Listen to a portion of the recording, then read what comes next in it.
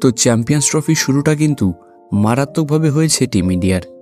প্রথম ম্যাচেই বাংলাদেশকে হারিয়ে একটা পজিটিভ ভাইব কিন্তু টিমের মধ্যে রয়েছে। এই মোমেন্টাম ধরে রাখার চেষ্টা করবে রোহিত শর্মা ছেলেরা। তবে অবশ্যই কাল কিন্তু রয়েছে ইন্ডিয়া পাকিস্তান ম্যাচ, মানে চ্যাম্পিয়ন্স ট্রফির ফাইনালের থেকেও বড় কিন্তু এই ম্যাচটা। গ্রেটেস্ট রাইভালরি, সবথেকে বড় ম্যাচ।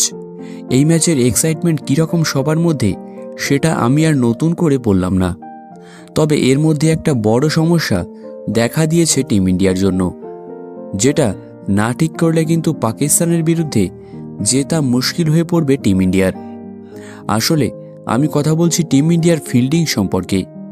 প্রথম ম্যাচে যেহেতু দুর্বল প্রতিপক্ষ ছিল, তাই অনেক মিসফিল্ডিং হওয়া সত্ত্বেও, অনেক ক্যাচ মিস হওয়া সত্ত্বেও কোনো সমস্যা হয়নি টিম ইন্ডিয়ার। কিন্তু পাকিস্তানের বিরুদ্ধে ম্যাচটা খুবই ইম্পর্টেন্ট আর খুবই বড়, সুতরাং এই ম্যাচে কিন্তু একটা ছোট ভুল করলেও চলবে না। তাই এই ম্যাচে অবশ্যই টিম ইন্ডিয়ার ফিল্ডিংটা টপ নচ হতে হবে। আর বাকি তো আমাদের বিরাট ভাই, রোহিত ভাই রয়েছেই, বাকিটা না হয় ওরাই সামলে নেবে। তবে হ্যাঁ, অবশ্যই ফিল্ডিংটা কিন্তু ইমপ্রুভ করতে হবে টিম ইন্ডিয়াকে, এই ম্যাচটা জিততে গেলেও এবং চ্যাম্পিয়ন্স ট্রফির চ্যাম্পিয়ন হতে গেলেও। তোমাদের কি মনে হয় এই ব্যাপারে? তোমাদের মতামত কি? ভিডিওর নিচে অবশ্যই কিন্তু কমেন্টে জানিও।